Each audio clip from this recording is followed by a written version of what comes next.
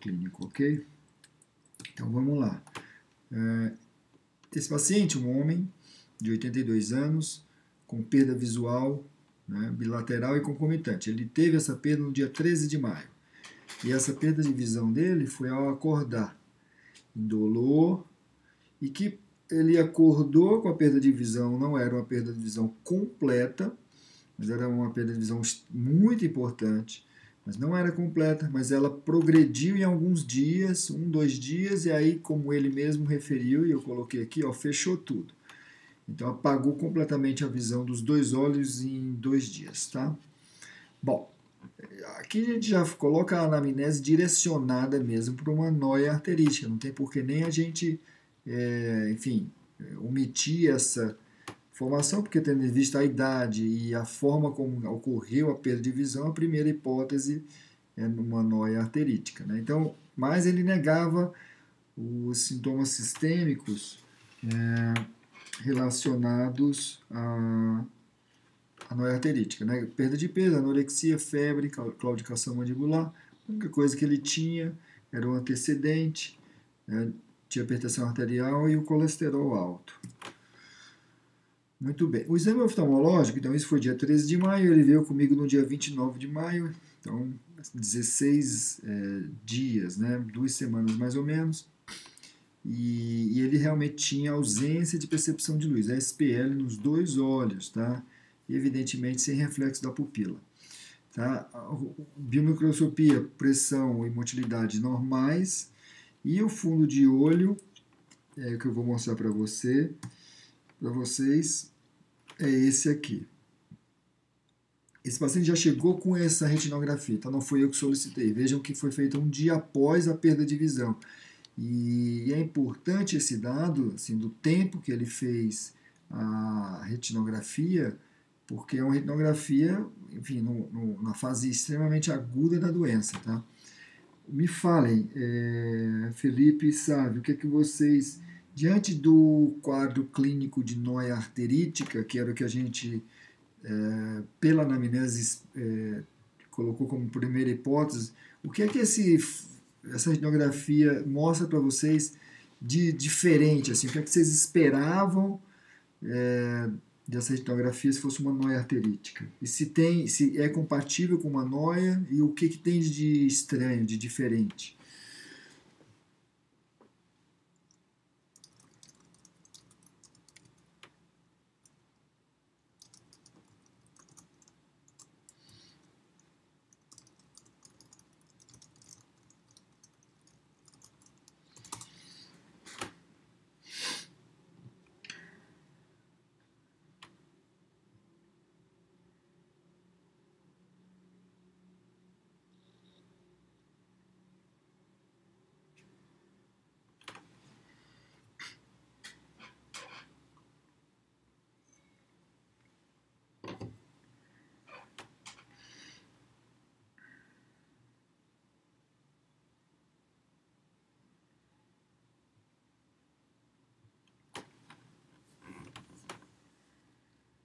Muito bem, Sávio.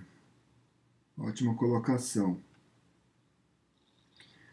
Isso é importante, porque fala contra a noia não arterítica. Mas, e agora pensando, não tem edema do disco. Perfeitamente, Felipe. Isso que é o mais importante, porque o paciente com esse quadro clínico, como eu falei, compatível com noia arterítica, poderia ser uma não arterítica também, tá? Poderia ser, evidentemente, assim. O que eu falo de arterítica é pela gravidade da perda de visão, o SPL e a O. Tá? Mas poderia ser uma não arterítica, evidentemente, tá? Não tenha dúvida.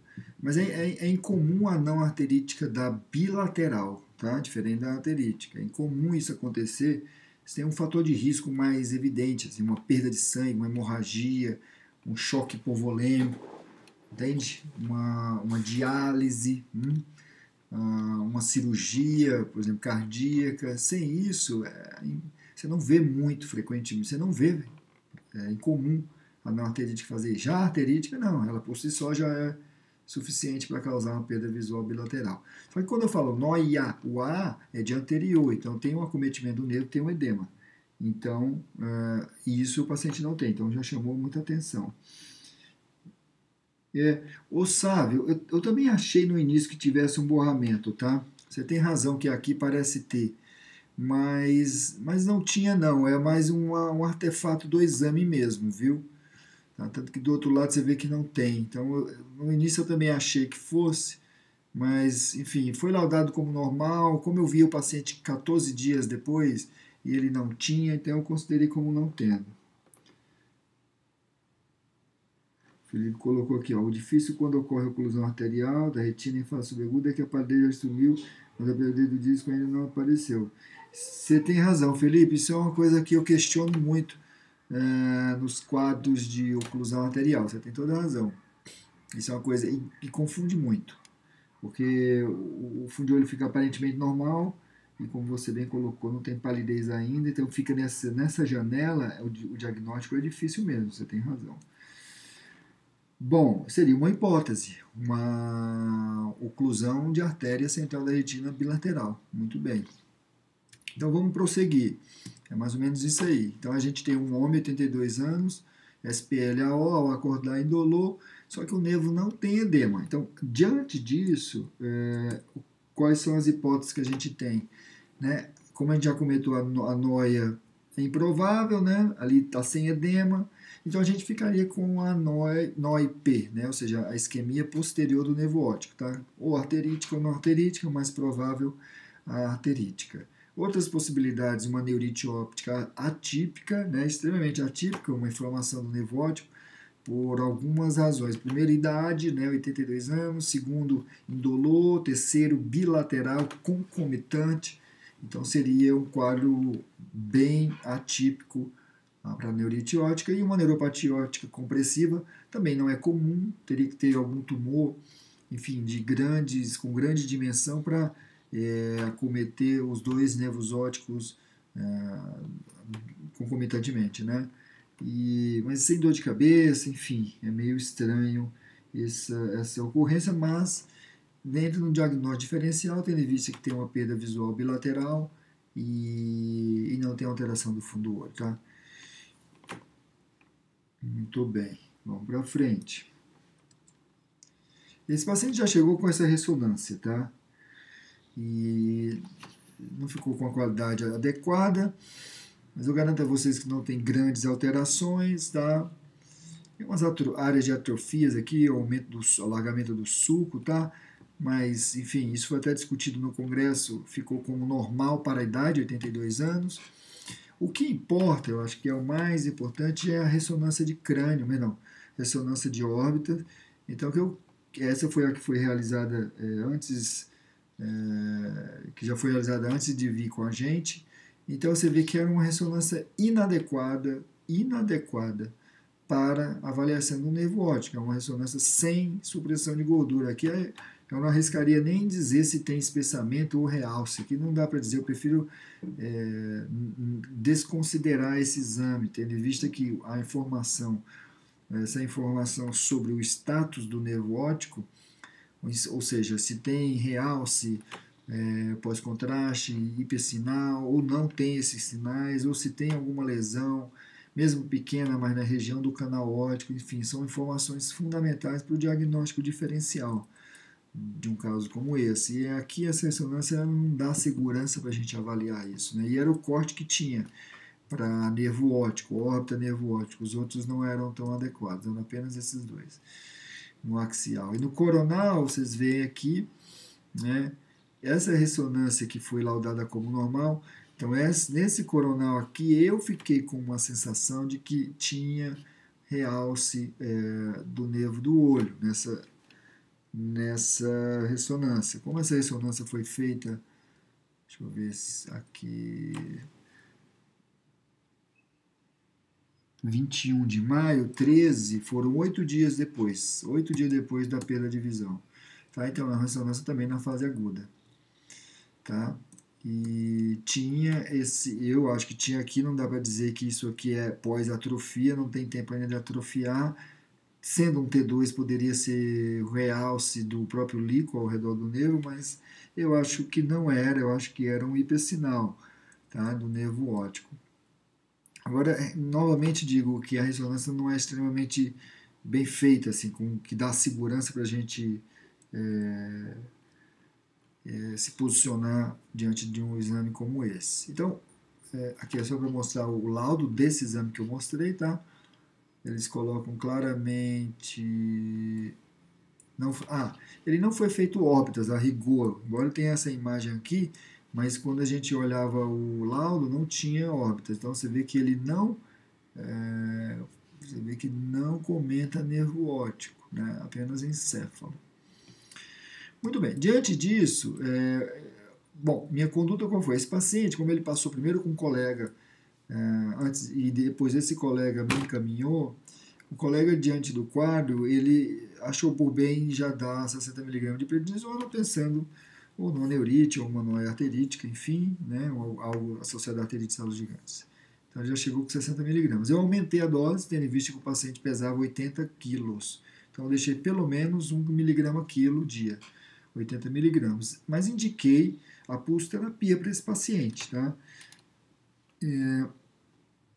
A pulsoterapia na arterite de células gigantes, às vezes dá a sensação que ela deve ser sempre feita porque ela é melhor, enfim, aquela coisa, porque a gente acha que é endovenoso, mas na verdade não há nada que comprove, nenhum trabalho que comprove que a pulsoterapia é melhor que a prednisona por via oral. Mas assim, na prática, como que eu uso? Assim, em casos onde você tem um acometimento gravíssimo como esse, é bilateral, eu prefiro fazer inicialmente a pulsoterapia, porque, enfim, tem um tempo de ação mais rápido e a gente acredita que ela deve ter um efeito maior no nervo óptico. Não a longo prazo, no prognóstico visual final, acho que não. Mas, enfim, pelo menos se você tiver uma chance de uma recuperação mais rápida da visão, talvez com a pulsoterapia isso seja mais eficaz do que o oral. Assim. Pelo menos a gente tem essa sensação. Certeza não, mas eu indico nessa situação e foi por isso que eu indiquei esse caso, tá? Nesse paciente, fazer a pulsoterapia. E pedi os exames que ele não tinha para arterite de células gigantes. O VHS, potência reativa, indiquei a biópsia, pedi uma nova ressonância com supressão de gordura e um antiaquaporina 4, tendo em vista que aquela ressonância esboçava um hipersinal do nervo óptico. Então foi por isso que eu solicitei a antiaquaporina 4, tá bom? Vamos seguir. Ele retornou um mês depois e ainda estava tomando 80 miligramas, e o que me surpreendeu positivamente foi que ele melhorou a visão. Então ele saiu da ausência de percepção de luz e foi para a conta dedos nos 2 olhos, até um pouquinho de reação pupilar ele já tinha. E o nervo óptico, eu não tenho a retinografia dele, mas já estava esboçando palidez. E ele não tinha realizado o exame da aquaporina 4, mas ele realizou os exames laboratoriais. Então aqui, ó, o VHS de 2, tá? Só lembrando que ele já tinha aqui 2 semanas de prednisona, né? Começou com 60, depois foi para 80, que foi a dose que eu coloquei, né? Eu aumentei a dose.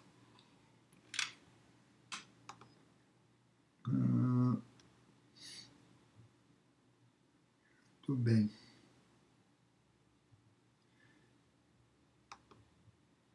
Se vocês quiserem, eu acabei não falando, mas se vocês quiserem fazer perguntas, coloquem o arroba antes, ou perdão, o hashtag, tá? Se vocês quiserem fazer alguma pergunta, coloquem o hashtag.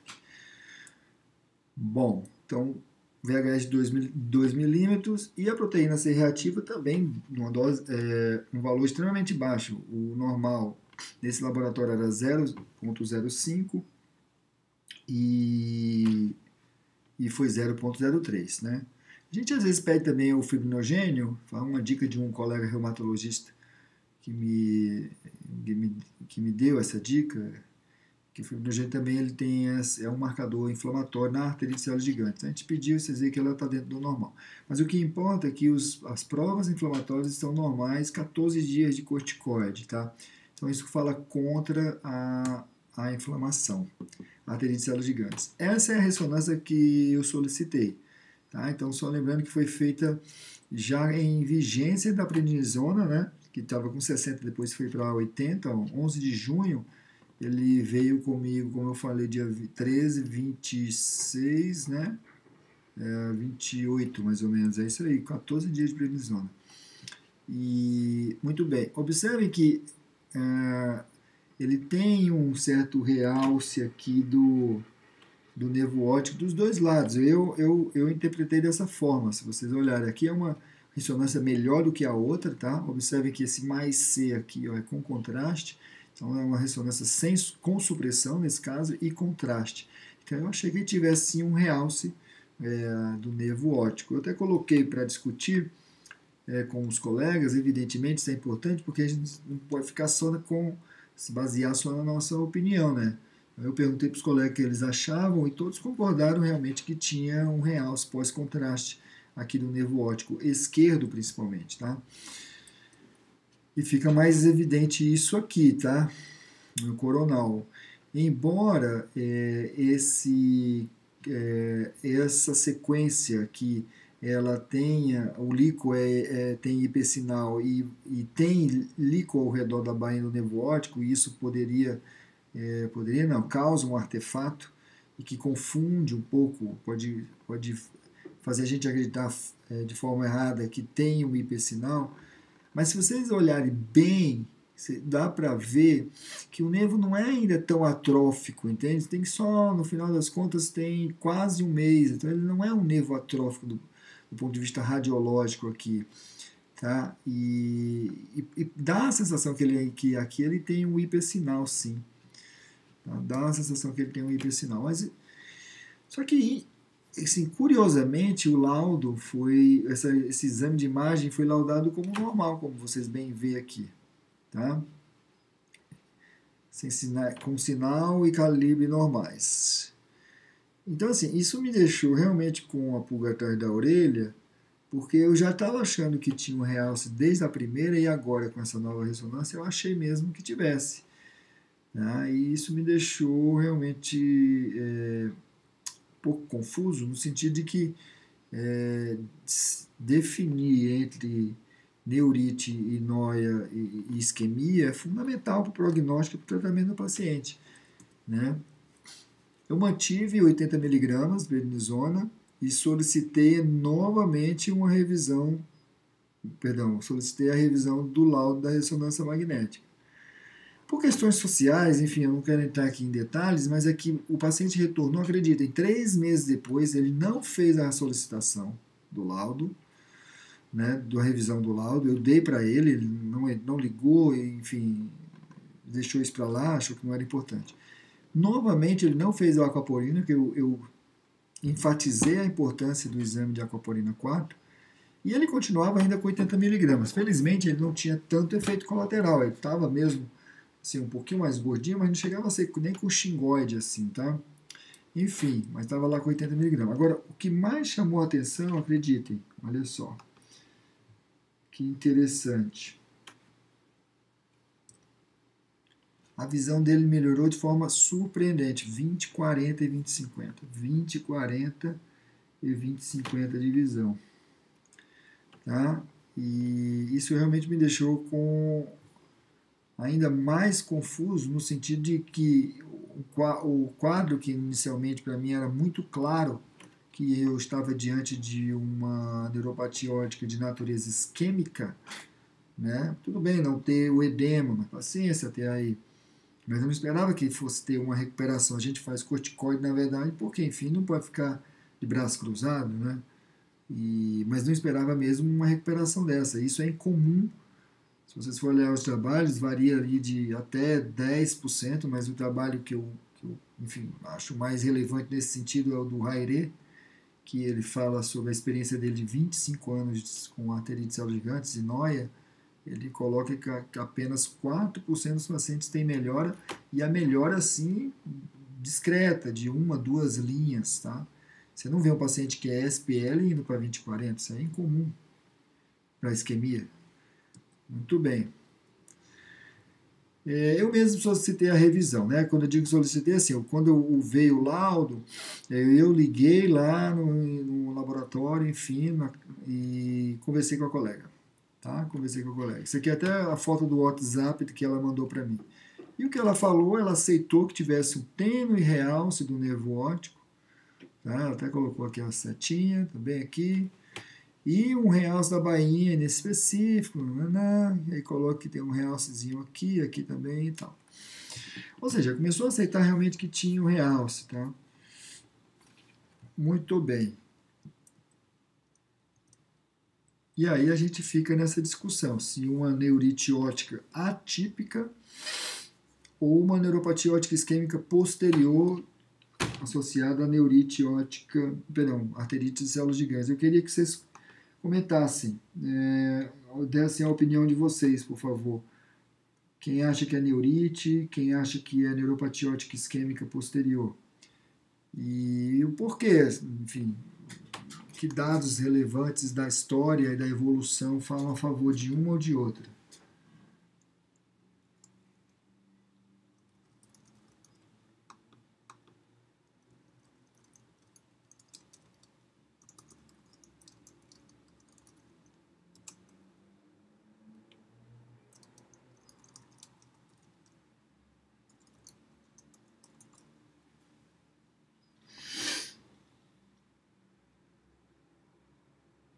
Sim, Felipe, boa pergunta essa sua, viu? Boa pergunta. Às vezes a gente nem pensa nisso, né? Mas o reflexo pupilar é fundamental nessa hora, viu? É fundamental. É sempre importante quando você estiver diante de um paciente que é SPLAO, pensar nessa possibilidade. Agora eu vou falar uma coisa para vocês. A gente estuda pouco isso sobre perda funcional. Eu não sou fã disso, na verdade, mas enfim, eu acabo tendo que estudar um pouco, porque vira e mexe você encara um paciente que tem perda visual, enfim, funcional, não orgânica. E alguns trabalhos, eu não vou lembrar aqui de cabeça, enfim, mas tem alguns trabalhos que falam da epidemiologia do paciente com diagnóstico de perda visual funcional. E interessante que os pacientes normalmente têm uma idade abaixo dos 60 anos. Entende? Então, isso é importante, porque se você estiver diante de um paciente assim, se suspeitar de uma perda visual funcional e ele tiver mais de 60, o paciente nesse caso tem 80. É improvável, tá? É improvável que seja funcional. Mas a pupila é o que fecha o diagnóstico.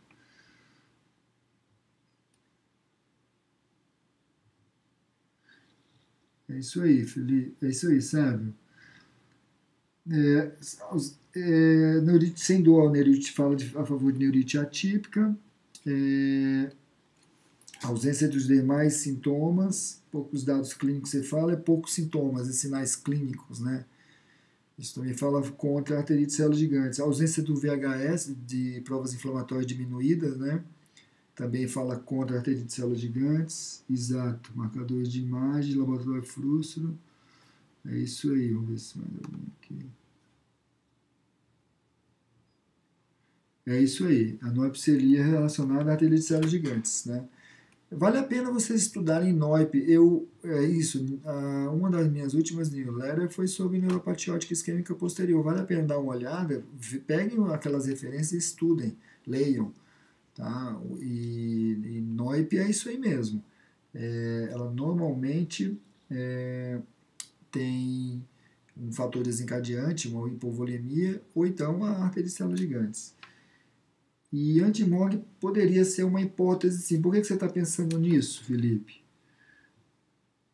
Eu não vou responder, não. Eu quero analisar por que você está pensando.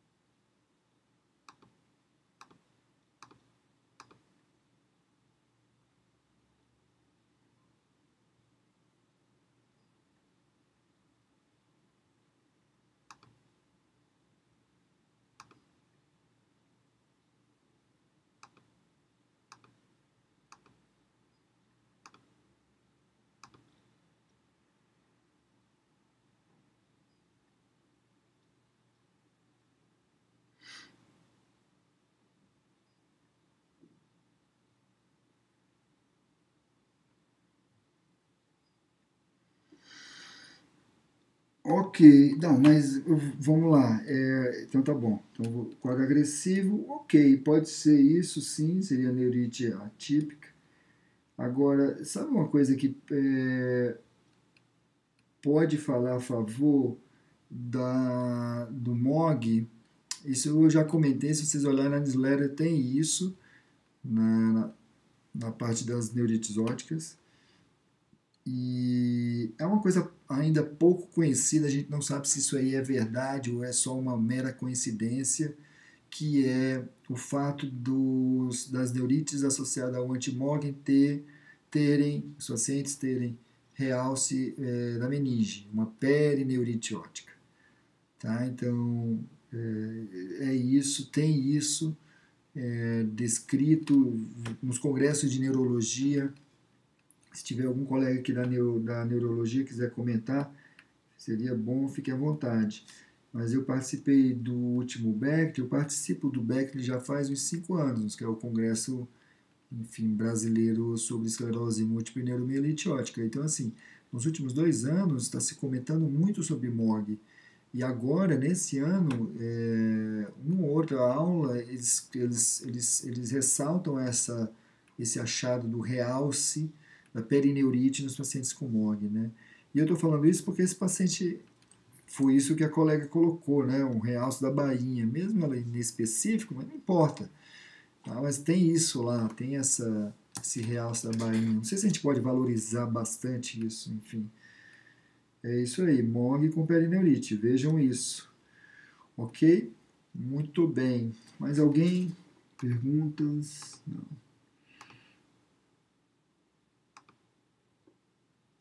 Ok.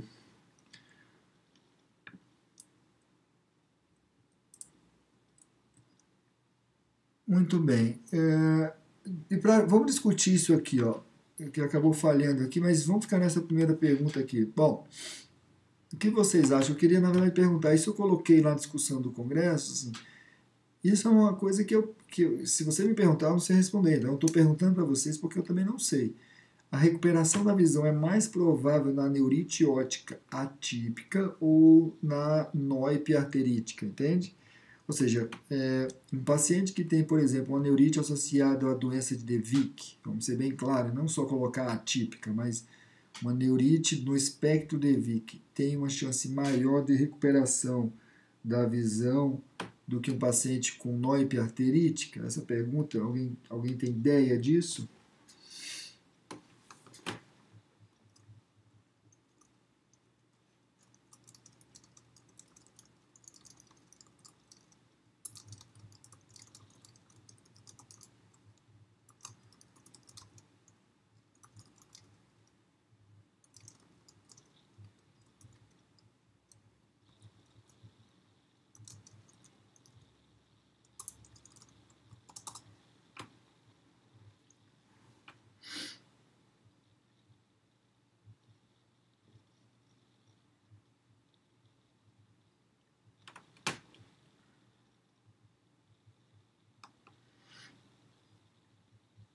Eu respondo já a sua pergunta, Felipe. Dá uma olhada aí no que eu coloquei sobre.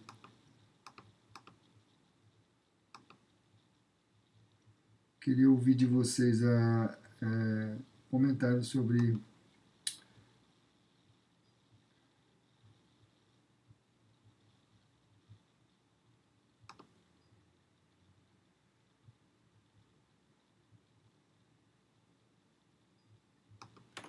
É, difícil pergunta. Eu acho mais fácil responder assim. Eu realmente eu não sei isso, sei lá, vai depender. A verdade é assim, eu poderia, se fosse para chutar, eu diria que eu não sei, mas assim, isso depende também do grau de acometimento, essa que é a verdade, né? Por exemplo, se você tiver um paciente que é SPL, com certeza é mais difícil de recuperar. Agora, se tiverem o mesmo grau de acometimento, por exemplo, os dois SPL, quem que vai recuperar mais? Aí, não sei. A questão é que você colocou bem, Felipe, o Devic tem necrose tecidual, mas a arterítica também, né? Se você parar a pensar que nós temos aí uma baita de uma isquemia, também tem necrose, tá? Tanto que uma da fisiopatogenia do aumento da escavação é isso, é que a isquemia é tão grande, é brutal, que aquele tecido lá ele tem uma necrose e depois ele entra em uma fibrose e traciona a lâmina cribiforme, e é isso que causa o aumento da escavação na arterítica, né, na noia arterítica. Enfim, na verdade é difícil saber, né? Agora, se eu fosse pressionado a responder, eu responderia que era neurite ótica ainda, de qualquer forma neurite ótica. Porque eu, assim, a rigor, quando a natureza é isquêmica, a lesão tecidual, o dano neuronal é mais grave. O Felipe colocou, realmente, tem necrose, mas assim, a lesão primária da neurite, da neuromielite ótica, ela é, queira ou não, ela é uma lesão inflamatória, né? É autoimune, vamos dizer. É claro que ela leva a uma quebra da barreira hematoencefálica, porque afeta os astrócitos, no caso. E isso acaba que tem um componente isquêmico aí também, né, dentro da doença. Mas para que talvez se tivesse, seja secundário, vamos dizer assim, não primário como na arterite, né? Então, se fosse para esperar uma recuperação, a gente espera uma recuperação mais da neurite. A gente tem esse dado de quanto que pode recuperar, como eu falei para vocês, 4% no trabalho do Haire. Agora, na neurite ótica atípica, eu não lembro se a gente tem isso. Deve ter, assim, porque, desculpa, eu não tenho isso tão claro na cabeça. Mas deve ser uma porcentagem maior, né? Mas, assim, é difícil decidir isso. É uma briga boa, né? Vamos assim dizer. Bom, e alterações da ressonância magnética, neurite ótica e noip arterítica, né? Na neurite ótica é isso que a gente estava conversando, todo mundo sabe que tem realce pós-contraste, o aumento do sinal. Agora, uma coisa que eu queria comentar com vocês é o seguinte, ó. Isso aqui. É uma coisa que vai ser, que vem sendo falado, assim, a primeira vez que eu li sobre isso foi em 2017, e aí recentemente saiu esse artigo e que fala sobre as alterações da ressonância magnética na noia arterítica. Porque a rigor, gente, a noia arterítica, as isquemias, você não tem alteração da ressonância. Na verdade, você usa a ressonância até como diagnóstico diferencial, né?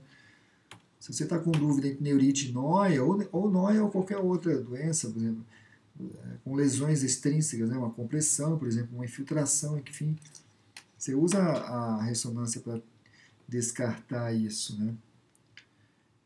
Só que agora vem essas informações a mais aqui. Você vê, olha só a imagem que eles colocaram aqui. Observa o realce que tem perinevo aqui, uma perineurite da bainha. Um baita de um realce, né? É até estranho aqui quando a gente olha, eu não sei, sinceramente, eu não sei bem o que é isso. Que ele sai aqui, tem um componente meio excêntrico, ele sai aqui da bainha do nervo, né? Aqui também tem um pouquinho de excentricidade, mas enfim, ainda é perinevo. Vocês podem ver aqui, né? Ó. E é um baita de um realce, né? Então, ninguém sabe direito ainda o que é isso. Eu tenho minhas dúvidas, assim. Eu ainda não considero, vamos dizer, na prática isso. Estou colocando para vocês uma coisa extremamente nova, tá? Procurem depois melhor artigos sobre isso e vão ver que não é uma coisa tão disseminada essa informação. Enfim, mas eu tenho minhas dúvidas quanto a isso. Não sei se é porque as ressonâncias estão ficando muito boas, com alta qualidade. Essa ressonância de 3 Tesla, não sei se essa é de 3 Tesla. Eu acho que não, eu não tenho certeza, mas enfim. Vocês vão ver, se alguém já viu, vocês veem que ela tem uma qualidade diferente da ressonância de 1,5 Tesla, né? Enfim. Então não sei se isso é um achado novo que a gente vai ter que começar a reconsiderar. Tá? Bom, deixa eu só voltar aqui uma outra questão aqui, ó, sobre o VHS e a proteína C reativa. Também é uma questão meio prática, né? Porque o dele foi normal. Vocês acham que isso pode normalizar em 15 dias? Porque é uma questão também importante, né? Porque a gente só conseguiu fazer o VHS 15 dias depois de corticoide. Será que não foi um falso negativo? O que é que vocês acham?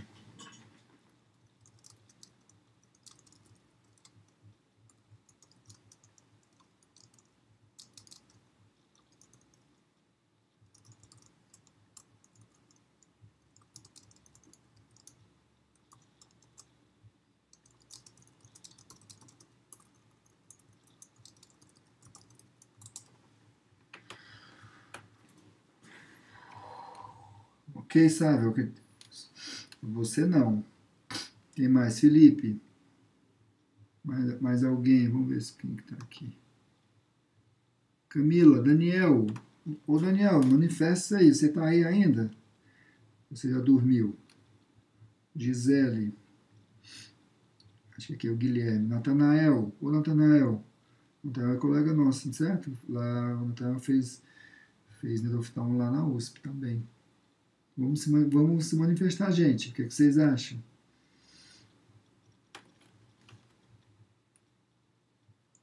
É isso aí.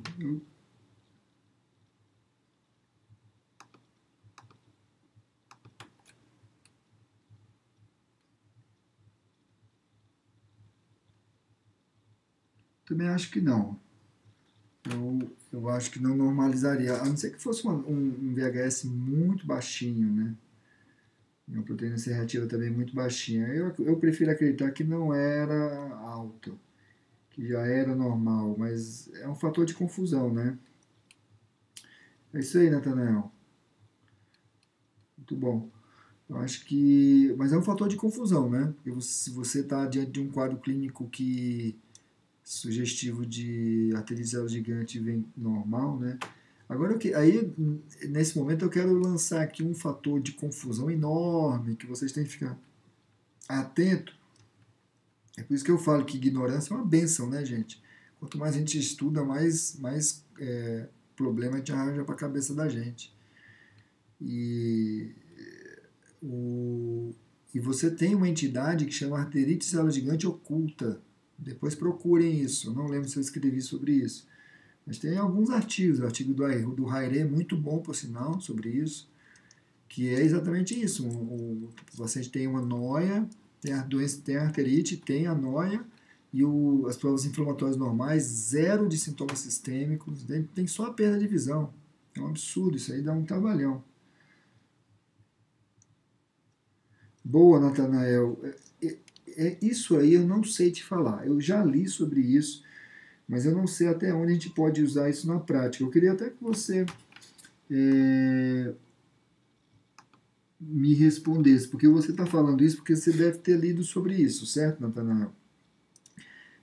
Fala pra gente, você já pediu, você sabe onde pede, porque eu sinceramente não tenho experiência com interleucina 6, né?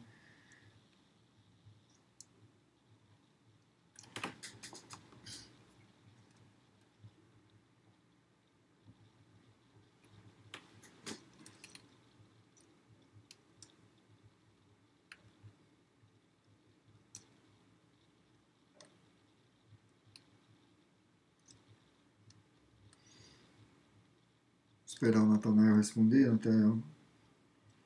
Se você tem alguma experiência.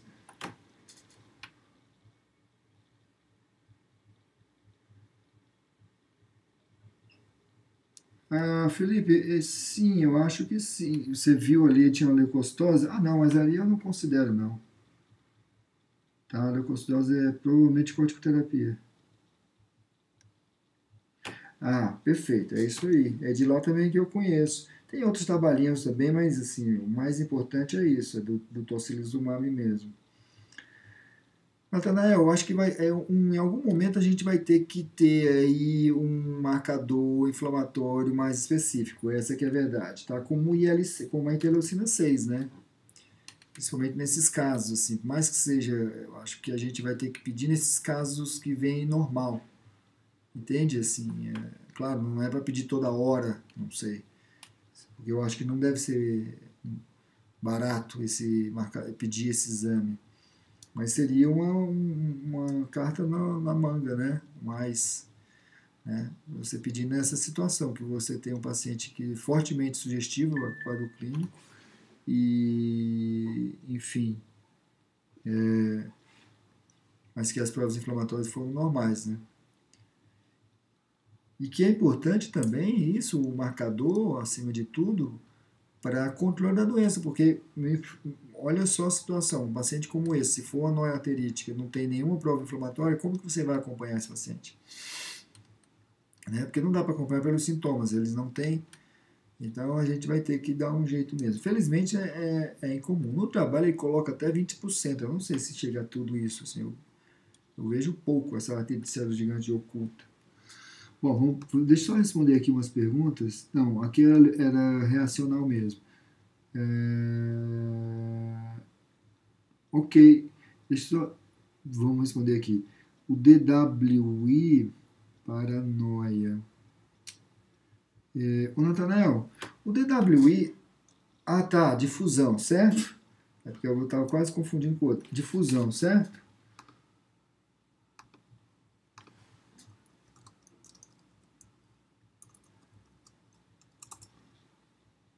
Se for difusão, sim, eu peço. Na verdade, eu peço. é, Vamos lá. Eu acabo meio que pedindo para todo mundo, entre aspas, porque eu tenho um modelo de ressonância, e esse modelo de ressonância que eu tenho no meu consultório, que eu peço, ele já tem isso aí. Então eu já meio que peço sempre. Enfim, mas eu também não fico dando muita bola se a suspeita não for isquêmica, não. Mas quando é isquêmica, eu uso bastante, sim. Eu gosto de pedir. Eu gosto de pedir, sim, difusão. Eu vou só responder uma pergunta do Felipe que ficou lá para cima. Ó. Felipe, esse seu diagnóstico diferencial é super importante e muita gente às vezes esquece isso. Mas você tem toda a razão. O ERG seria fundamental. Às vezes uma angioflu, mas como você mesmo comentou, a angioflu ela às vezes pode vir normal numa fase subaguda, vamos assim dizer, né? Passando aí uma semana, 10 dias, você não tem muitos achados, aí só fica mesmo o achado funcional, né? E pode confundir bastante, sim. Então é isso, um EG fotópico seria interessante sim nesse caso, você tem toda a razão. Você tem toda a razão. Seria importante, é bom até, uma boa dica, eu vou pedir isso, um EG também para ele. Muito bem. Vamos para frente? O que foi que eu fiz, então? Bom, o diagnóstico indefinido, eu não sei o que é mesmo, não sei.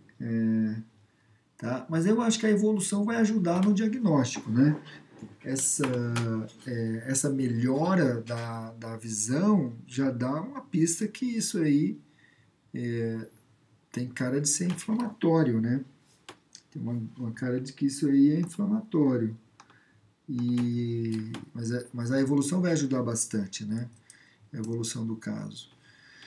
A aquaporina é fundamental, né? A aquaporina é fundamental, porque se eu começar a aceitar o diagnóstico de neurite óptica do espectro NMO, e é o que parece, vamos dizer assim, se for positivo, fecha o diagnóstico, e se for negativo, o resultado não descarta, né? Porque a gente sabe que tem algumas que são que tem a sorologia negativa, mas aumenta a chance de ser arterite de células gigantes, né? Mesmo com essa melhora tão grande, mas entende? Então, se for negativo, eu não estou dizendo que é uma ou outra, né? Eu estou dizendo que diminui um pouco a chance de ser neurite e aumenta um pouco a chance de ser arterite, né? Mas ainda não fecha isso, tá? Não fecha, se for negativo, não fecha o diagnóstico. Eu solicitaria, mas depois da aquaporina, tá? Eu não fico pedindo os dois. É importante vocês saberem que esses exames eles têm um custo alto. A aquaporina vem diminuindo o preço, mas ela ainda tem os preços mais em conta, é mais ou menos 300, 400 reais. Agora, o anti-MOG, ele é caro, ele tem lugares que ele custa mais de R$ 1.000. Então, eu pediria o anti-MOG só após a aquaporina sair o resultado e se ela for negativa. Tá? E por conta disso, porque o paciente teve um acometimento bilateral e teve um realce da bainha. Tá? Foi uma perda visual muito grave, tá? Não é que é impossível no antimog, mas ela é mais provável na aquaporina 4. Tá? Eu já escrevi sobre isso, mas eu sugiro fortemente que vocês estudem bastante a diferença clínica das neurites, não só da neurite, mas o quadro clínico neurológico também, entre aquaporina 4 e antimog, porque isso vai começar a aparecer cada vez mais frequente na literatura e vai ficar uma questão assim, que na prática tem que ser sabido, assim, entende? Tem que ser uma coisa, não vai ser mais, vamos dizer, um conhecimento só acadêmico, né, de congresso, vai ter que vir para o consultório porque vai ser uma coisa muito clara isso, assim, é MOG, aquaporina, pelo menos é o que a gente acha, eu acredito nisso, muita gente também acredita, tá?